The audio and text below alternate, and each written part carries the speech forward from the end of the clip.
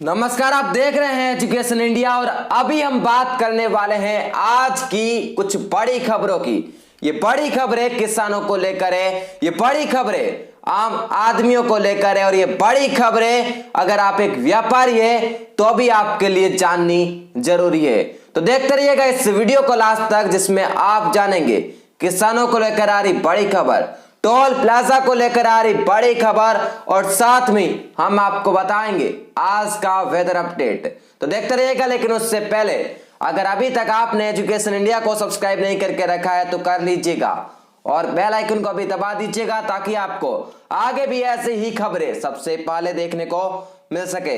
तो वीडियो में आगे बढ़ते हैं और आपको बताते हैं एक एक करके आज की सबसे बड़ी खबरें।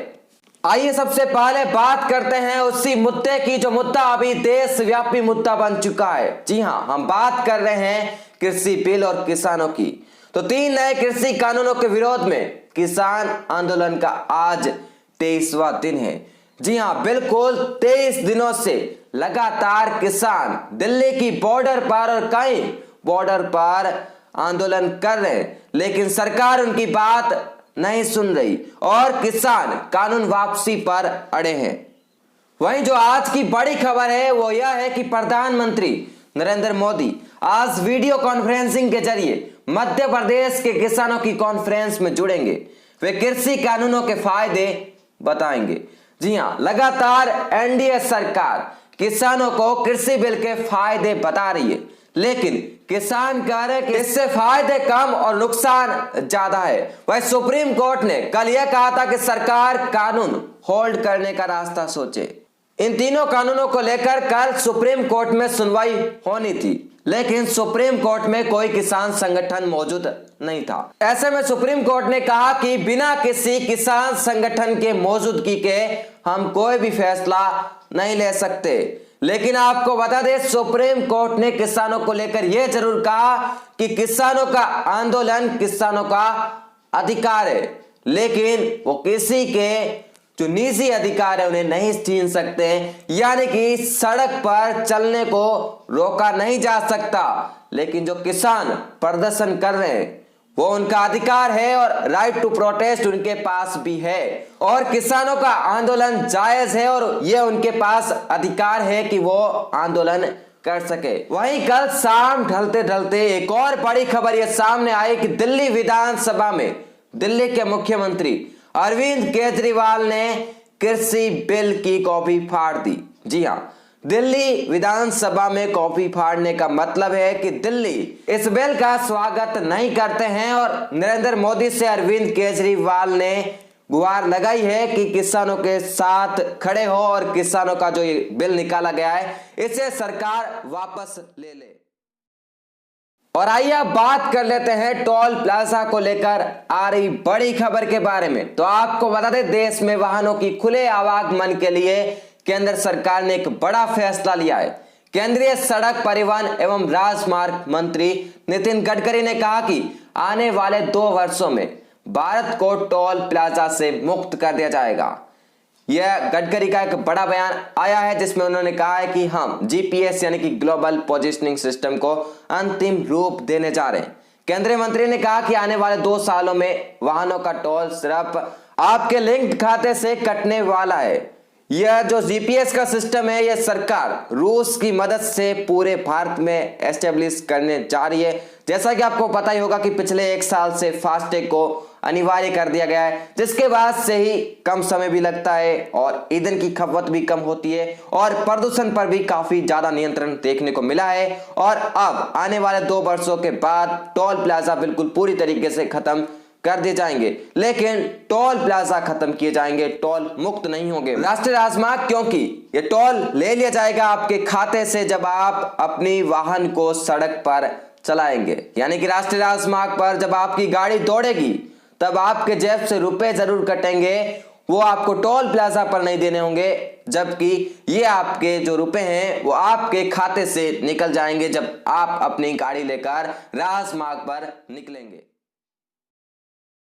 और आइए बात कर लेते हैं आज के मौसम अपडेट की कि आज देश भर में मौसम कैसा रहने वाला है। तो जैसा कि कई दिनों से लगातार देश भर में ठंड बढ़ गई है, चाहे वो दिल्ली हो, राजस्थान हो, मध्य प्रदेश हो या उत्तर प्रदेश, हर जगह पर घना कोहरा छाया रहता है और इसी वजह से ठंड काफी ज्यादा बढ़ चुकी है और कई इलाकों पर 0 डिग्री सेल्सियस तक भी तापमान पहुंच चुका है। हम मैदानी इलाकों की बात कर रहे हैं, पहाड़ी इलाकों की बात करें तो वहां पर माइनस में तापमान जाना तो एक आम सी बात है। वहीं अगले 24 घंटों की बात करें तो अगले 24 घंटों के दौरान तटीय तमिलनाडु पर उत्तर पूर्वी मानसून सक्रिय रहेगा और पुडुचेरी समेत तटीय तमिलनाडु के विभिन्न भागों में मूसलाधार वर्षा होने के आसार है। वहीं आंतरिक तमिलनाडु, केरल और अंडमान व द्वीप समूह पर हल्की से मध्यम भारी बारिश की संभावना है। तटीय और दक्षिणी आंतरिक कर्नाटक और अरुणाचल प्रदेश में भी हल्की बारिश हो सकती है। और आइए अब बात कर लेते हैं मैदानी इलाकों की, जिसमें कि पंजाब, उत्तर पश्चिमी उत्तर प्रदेश, दिल्ली और उत्तरी राजस्थान में कोल्ड डे स्थिति जारी रहेगी, यानी कि लगातार दिन ठंडा रहेगा और लगातार आपको ठंड लगती रहेगी। ऐसा अगले 24 घंटों के लिए जारी रहने वाला है। तो इस प्रकार से हमने बात करी मौसम अपडेट की। जैसा कि आपको पता चल ही गया होगा कि जो दक्षिण के राज्य हैं, जिसमें कि तमिलनाडु हो गया, केरल हो गया, आंध्र प्रदेश हो गया, यहाँ पर बारिश होने वाली है। लेकिन जो मैदानी इलाके हैं, पंजाब, हरियाणा, राजस्थान, इसके साथ ही उत्तर प्रदेश, गुजरात, मध्य प्रदेश, इन जगहों पर बारिश होने के आसार नहीं है, लेकिन ठंड लगातार जारी रहने वाली है और लगातार आपको ठंड ही लगने वाली है। जैसा कि मौसम विभाग ने भी कहा है कि आने वाले दिनों तक आपको कुछ दिनों तक शीतलहर को बर्दाश्त करना पड़ेगा। वहीं साल 2020 आपदाओं वाला साल रहा है। इस साल में महामारी आई, इस साल में भूकंप के कई झटके आए और इसी को लेकर दिल्ली एनसीआर में एक बार फिर भूकंप के झटके देखने को मिले। खाली दिल्ली एनसीआर में भूकंप के झटके देखने को नहीं मिले हैं, इसके साथ ही राजस्थान के सीकर में और मणिपुर में भी भूकंप के झटके देखने को मिले हैं। कहीं ना कहीं लगातार ये साल 2020 आपदा वाला साल रहा है और इसी बीच दिल्ली एनसीआर में लगभग 11:46 पर भूकंप के झटके महसूस किए गए हैं। आपको बता दें, लोगों ने झटकों को महसूस किया और लोग घरों से बाहर निकल गए। जानकारी के मुताबिक जब इस भूकंप को रिक्टर स्केल पर मापा गया तो भूकंप की तीव्रता 4.2 बताई जा रही है और राजस्थान में यह भूकंप 3.0 रिक्टर तक गया था। इसके साथ ही मणिपुर में भी 3.2 तीव्रता वाला यह भूकंप था, जो कि काफी तेज भी भूकंप था। तो जैसा कि आपको बताया कि लगातार भूकंप के झटके भारत में देखने को मिल रहे हैं और इस साल कई सारे देखने को मिले हैं। दिल्ली में भी कई बार हुए हैं, राजस्थान के भी कुछ जिलों में देखने को मिले हैं और इस बार फिर कल रात यानी कि करीबन आधी रात को 3 राज्यों में अलग अलग जगहों पर भूकंप के झटके देखने को मिले हैं। वहीं एक और बड़ी खबर की बात करें तो बड़ी खबर एक खुशखबरी के रूप में भी हो सकती है। अब आपको कोई बड़ा डाटा पैक लेने की आवश्यकता नहीं होगी।